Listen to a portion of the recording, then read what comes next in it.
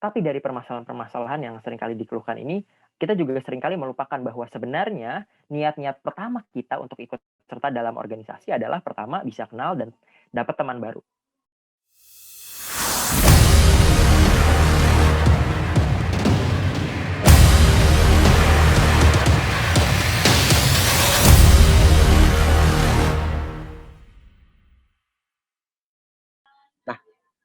Nah, sebelum masuk ke pemateri, ini ada Sebang Manik sebagai pemateri kali ini sudah hadir. Sebelumnya aku mau bacakan beberapa prestasi yang sudah diraih oleh Bang Manik.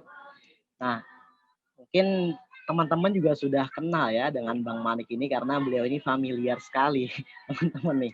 Nah, sebenarnya beliau ini banyak sekali segudang prestasinya, namun saya menjelaskan hanya beberapa saja. Pertama, beliau sebagai mahasiswa berprestasi Fakultas Kesehatan Masyarakat Universitas Indonesia 2020 dan Rapid Fire Presentation pada Konferensi Asia Afrika ke-12 tentang tembakau dan kesehatan tingkat internasional di tahun 2018.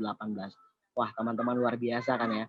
Jadi Bang Manik nih bukan hanya aktif di organisasi, namun beliau juga sebagai Ketua Badan Eksekutif Mahasiswa Universitas Indonesia 2019. Nah, bagaimana sih caranya biar balance antara organisasi dengan kuliah seperti Bang Manik ini? Nanti kita kulik-kulik lebih dalam lagi, kita ngobrol-ngobrol dengan Bang Manik. Kiranya gimana nih Bang Manik bisa sharing kepada kita, adik-adik yang masih bahkan tadi ada yang SMP juga ya, ada SMP, ada SMA, dan di bangku perkuliahan saat ini, untuk bisa membalancekan antara kuliah jalan, organisasi pun jalan nih. Nah, sebelum masuk ke Bang Manik, saya akan membacakan narasi untuk sesi kali ini. Kuliah dan organisasi adalah kesibukan yang mustahil dipisahkan dari kehidupan mahasiswa. Keduanya adalah wadah yang tepat untuk menempa skill atau keahlian yang sesuai dengan minat dan bakatnya. Di kampus, banyak organisasi kemahasiswaan yang diikuti, mulai dari forum diskusi, seni budaya, jurnalistik, dan lain sebagainya. Umumnya, setiap mahasiswa mengikuti paling tidak satu organisasi yang mereka sukai. Tentunya dilakukan dengan mempertimbangkan pembagian waktu untuk belajar, kuliah, dan berorganisasi. Maklum saja lah ya, maklum. Pada beberapa hal, berorganisasi memang cukup menguras waktu, terutama ketika organisasi tersebut menggelar event.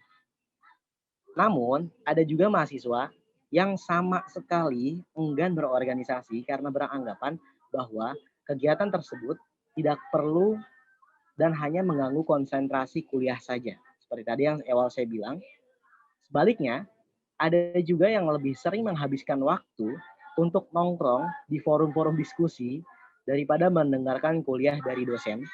Lalu, mana sih yang sebenarnya lebih penting, kuliah atau berorganisasi? Atau kuliah sambil berorganisasi? Sebelum menjawab secara lebih lengkap, saya serahkan ke Bang Manik untuk materi selanjutnya. Silahkan Bang Manik. Oke, makasih banyak Sultan atas awalannya ya, pembukaannya luar biasa. Sebelumnya, Assalamualaikum warahmatullahi wabarakatuh. Shalom, Om Swastiastu, Namo Buddhaya, Salam Kebajikan, Salam Sejahtera bagi kita semua. Aku sebelumnya mau mengucapkan terima kasih banyak buat Indonesia Millennials Connect dan teman-teman panitia khususnya maupun Sultan, serta teman-teman peserta yang ikut serta dalam kegiatan hari ini atas kesempatannya. Jadi di sini aku mau coba sharing terkait dengan pengalaman personalku sebagai seorang mahasiswa maupun orang yang aktif di organisasi, katakanlah kayak gitu. Tapi satu hal mungkin yang aku mau sampaikan sama teman-teman semua bahwa apa yang aku sampaikan nanti bukanlah suatu hal yang sifatnya saklek atau harus kemudian diikuti oleh teman-teman begitu saja. Tapi ada beberapa hal yang mungkin kita harus sama-sama perhatikan baik-baik bagaimana melihat hal ini menjadi sebuah pilihan bagi teman-teman semua gitu. Nah, di sini aku cuma mau nyampein bahwa sebenarnya berorganisasi atau tidak itu kembali ke pilihan masing-masing. Teman-teman mau ikut serta atau tidak itu akan menyesuaikan sebenarnya. Tapi akan seperti apa sih urgensinya atau kepentingannya dan lain-lain, aku akan coba jelaskan dalam beberapa slide di materi hari ini gitu. Tapi harapannya adalah kita bisa diskusi yang sangat santai, teman-teman bisa sharing kegelisahannya, teman-teman bisa sharing apa permasalahannya selama berkuliah maupun berorganisasi atau mungkin ada yang masih bersekolah gitu ya. Aku pun juga di sini, menyampaikan pengalamanku secara personal saja dan supaya ini bisa jadi pembelajaran buat kita semua. Oke, namanya adalah organize to maximize, to unleash your potential.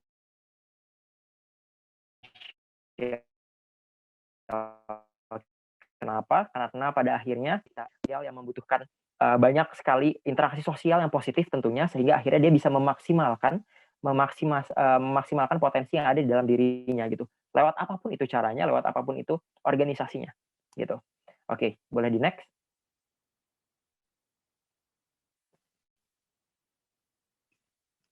Boleh di-next? Oke. Oh, wait.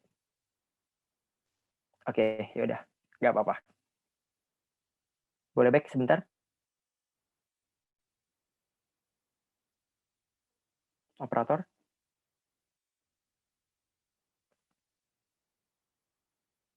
Oke, next.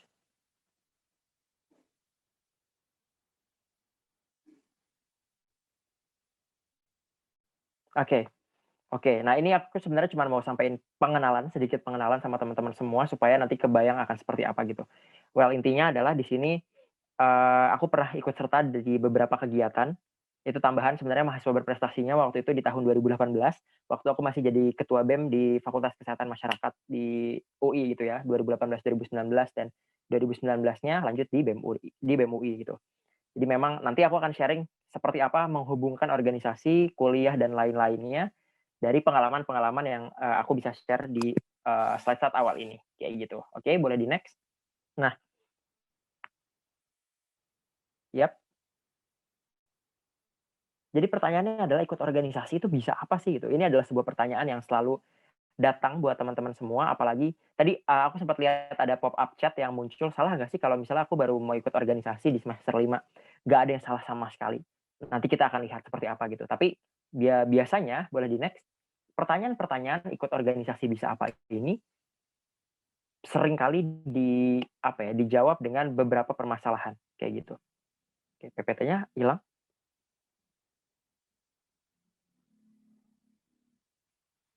Oke, boleh di-next.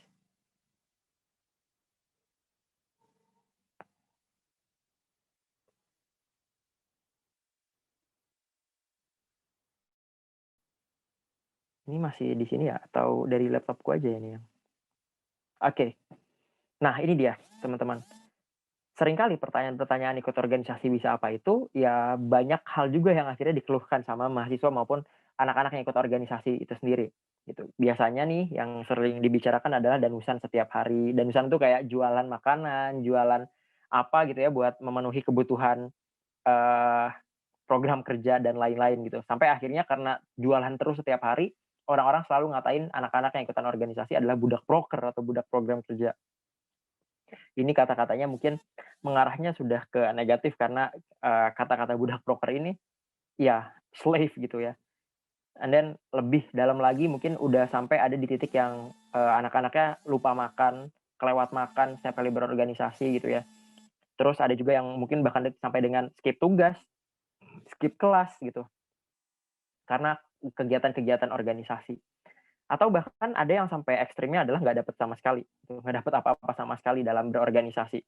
Apakah benar ini adalah sebuah permasalahan yang seringkali dikeluhkan gitu? Nah, next. Tapi dari permasalahan-permasalahan yang seringkali dikeluhkan ini, kita juga seringkali melupakan bahwa sebenarnya niat-niat pertama kita untuk ikut serta dalam organisasi adalah pertama bisa kenal dan dapat teman baru. Kemudian yang kedua adalah bisa cari pengalaman baru. Ketiga adalah belajar hal baru, yang keempat adalah mengembangkan diri. Ini adalah sebuah pertanyaan yang aku sempat tanya-tanya ke beberapa, mahasiswa baru gitu ya. Apa aja sih sebenarnya yang kalian harapkan dari masuk organisasi? Ini adalah 4 jawaban yang paling banyak disampaikan sama teman-teman, gitu. Nah, hal ini yang sebenarnya jadi sebuah landasan dasar bagi teman-teman semua untuk mau ikutan organisasi, seringkali dilupakan di tengah-tengah perjalanan gitu. Atau teman-teman lupa niat awalnya untuk berorganisasi dari 4 ini yang paling banyak. Meskipun ada lagi yang lain-lainnya mungkin ya, tapi, mari kita ulang kembali ingatan kita terkait dengan permasalahan yang seringkali kita lupakan dalam organisasi yang sebenarnya bisa terus kita dalami, gitu. Boleh di-next? dari permasalahan-permasalahan itu sebenarnya satu hal yang mau aku sampaikan sama teman-teman semua, yang paling penting dari organisasi, kuliah, dan lain-lain, itu tadi bahkan ada pertanyaan dari moderatornya gitu, yang mana yang lebih baik? Apakah berorganisasi saja, berkuliah saja, atau fokus di kuliah saja, akademik maksudnya, atau organisasi dan kuliah? Nah, satu hal, sebenarnya saya tidak ingin menggiring sama sekali, pilihan teman-teman semua, tapi ada hal yang patut diingat, yaitu yang lebih baik untuk kita tanyakan adalah diri kita sendiri. Sebenarnya kita tahu kapasitas kita sejauh apa, kita tahu kebutuhan kita apa, kita tahu keinginan kita itu apa. Bagaimana caranya untuk kita akhirnya menemukan itu semua? Hal yang penting sekali untuk kita cari selama ini adalah, aku mengambil konsep yang datang dari Jepang, mereka menamakannya sebagai ikigai. Ikigai ini sederhananya adalah menggabungkan berbagai macam sektor, kehidupan atau keinginan kita selama hidup katakanlah gitu, yang akhirnya bisa kita temukan dan, abstraksinya adalah sebuah ikigai gitu. Dan yang perlu diingat juga bahwa ikigai dari setiap orang itu berbeda-beda gitu. Semua orang punya ikigainya masing-masing. Ini tentang bagaimana cara kita, memproses dan mencari apa saja yang sebenarnya diinginkan oleh kita dan lain-lainnya. Nah, ini yang aku bisa sampaikan. Ikigai ini terdiri dari irisan beberapa, eee, komponen-komponen kehidupan gitu. Pertama, ada yang disebut sebagai passion, mungkin teman-teman selalu ini apa, cukup awam lah dengan kata passion itu ya. Kalau misalnya orang-orang udah cukup capek atau misalnya, mau kasih masukan dan lain-lain, mereka cukup bilang, "Ya, follow your passion," gitu. Tapi apakah sesederhana, hanya ikut passion kita itu kita sudah menyelesaikan permasalahan kita dalam hidup? Menurutku enggak. Ada hal lain yang sebenarnya juga perlu kita jawab selain dari passion itu sendiri. Nah, ini dia, passion itu sebenarnya terdiri dari atau itu terkait dengan what you love atau apa yang kamu sukai dalam, hidup misalnya dan apa yang kamu juga baik atau dalam tanda kutip di sini kamu sudah punya kompetensi yang cukup baik di sana, atau yang bisa dibilang bahasa Inggrisnya ya what you are good at, gitu. Jadi passion itu menemukan kita baiknya di mana atau kita punya kompetensi di mana dan kita sangat suka dengan hal tersebut. Contoh paling sederhana misalnya adalah fotografer gitu. Fotografer nggak harus fotografernya tapi, mengambil foto gitu misalnya, kita sangat suka dengan, fotografi kemudian kita juga sangat baik dalam mengoperasikan kamera dan lain-lain. Well, mungkin itu bisa disebut sebagai passion juga. Tapi kemudian kita lihat lagi apalagi dalam ikigai itu sebenarnya. Ada juga yang namanya mission. Mission adalah yang disebut sebagai what you love, apa yang kamu sukai gitu ya, sebagai sebuah misi yang ingin kamu lakukan, tapi di sisi lain itu juga dibutuhkan oleh orang yang berada di sekitar kamu atau disebut sebagai what the world needs. Apa yang dibutuhkan oleh orang-orang berada di sekitar baik itu keluarga, masyarakat sekitar, bahkan sampai dengan dunia yang lebih luas lagi, ini adalah misi-misi sosial katakanlah seperti itu, gitu. Yang bisa kita lakukan dan bisa kita penuhi. Ada juga yang namanya vocation. Nah, kalau vocation, ini tadi apa yang dibutuhkan oleh orang di sekitar kita, berhubungan juga dengan apa yang bisa kita lakukan dan akhirnya kita dibayar untuk itu, gitu. Kadang orang-orang juga kan selalu berpikir ya dalam dalam, perjalanan hidup gitu, dia nggak melulu bisa melakukan kegiatan-kegiatan sosial setiap harinya, tapi dia juga butuh logistik dalam tanda kutip, atau uang dalam tanda kutip untuk bisa tetap hidup, gitu. Nah, ini disebut sebagai vocation. Dia memenuhi apa yang dibutuhkan oleh masyarakat banyak, tapi sekaligus dia juga bisa dibayar karena apa yang dia lakukan, kayak gitu, atau apa yang kita lakukan. Kemudian ada juga yang namanya profession. Nah, profession ini adalah suatu hal kita baik atau memiliki kompetensi di situ, tapi kita juga bisa dibayar untuk itu. Ini lebih dari yang tadi passion gitu ya. Ini misalnya kita suka fotografi, kita bagus di sana dan kita bisa dibayar juga di sana gitu. Itu bisa disebut juga sebagai profession atau hal-hal lain yang sifatnya, pasca lulus kuliah dan kita dapat kerjaan yang sesuai sama kompetensi kita misalnya, itu juga bisa disebut sebagai profession. Nah, ikigai ini menyatukan konsep-konsep tersebut supaya kita sebenarnya ingat untuk apa kita bangun pagi setiap hari. Kita tahu untuk apa kita beristirahat setiap malamnya, mempersiapkan diri setiap malamnya, karena kita ingin menyambung hidup kita atas tujuan yang benar-benar sudah terbayang dari diri kita sendiri itu. Makanya ikigai ini sebenarnya penting, bukan ikigainya dalam tanda kutip, melainkan proses kita sebagai individu mencari diri kita sendiri, apa yang kita inginkan, apa yang kita butuhkan, apa yang dilihat, oleh dunia dan bagaimana kita memposisikan diri kita untuk berperan dalam masalah dunia, katakanlah kayak gitu gitu. Baik besarnya atau, baik buruk atau besar kecilnya itu balik lagi itu akan tergantung dengan bagaimana kita sendiri memandang, luas dunia ini maupun hidup diri kita sendiri gitu. Dan ini penting untuk ditanamkan secara dasar atau paling mendasar dari teman-teman semua sebelum akhirnya bergerak menentukan ingin berorganisasi atau tidak berorganisasi, kayak gitu.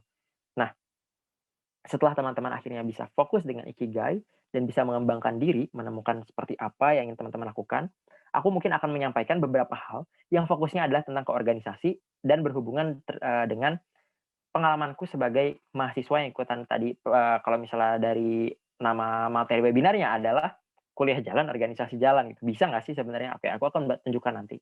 Boleh di-next? Nah, dari, ikigai ini, yang kemudian jadi pertanyaan juga adalah dari semua materi yang ingin kita bahas adalah mengapa pada akhirnya kita berorganisasi atau mengapa berorganisasi?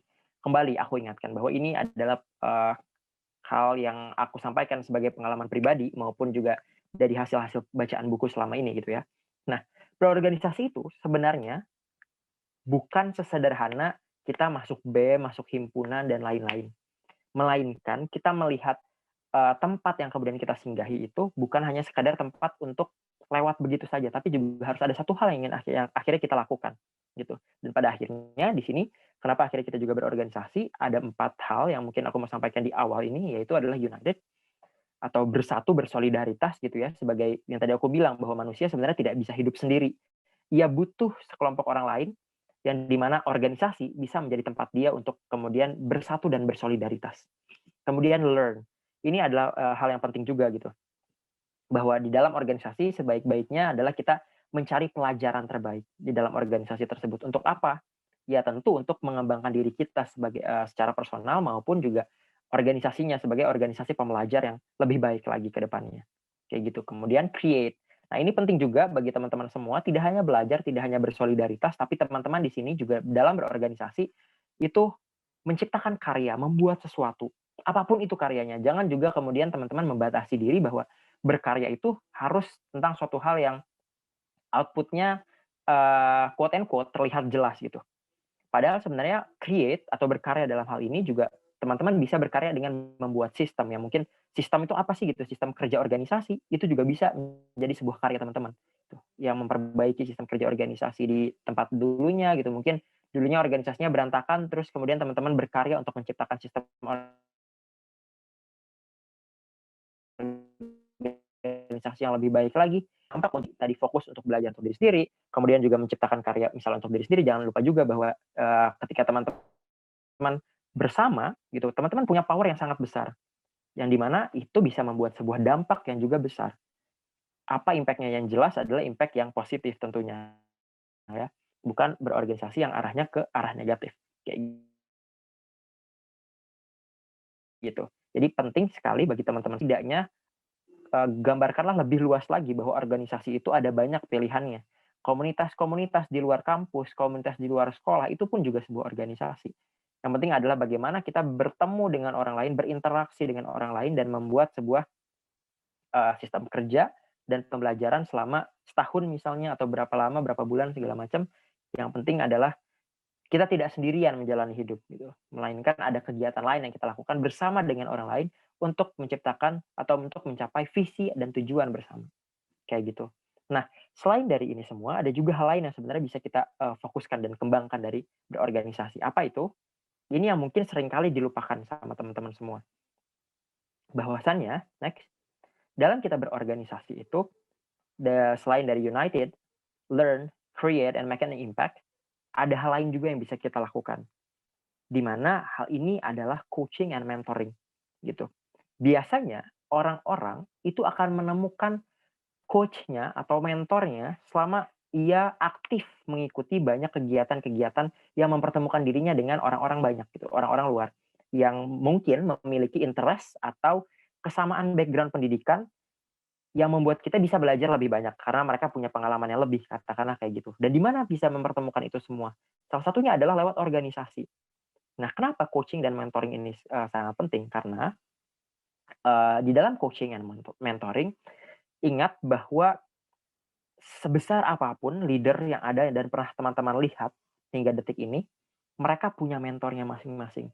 Mereka punya coach-nya masing-masing yang melatih mereka untuk bisa, hadir dan ada di depan publik hingga detik ini, kayak gitu. Tapi Tapi ketika kita mencoba untuk memberanikan diri memiliki cita-cita atau visi ke depan yang besar gitu katakanlah, dan kita mulai menarik jauh dari kompetensi kita misalnya seperti ini, terjadi sebuah bentuk tegangan.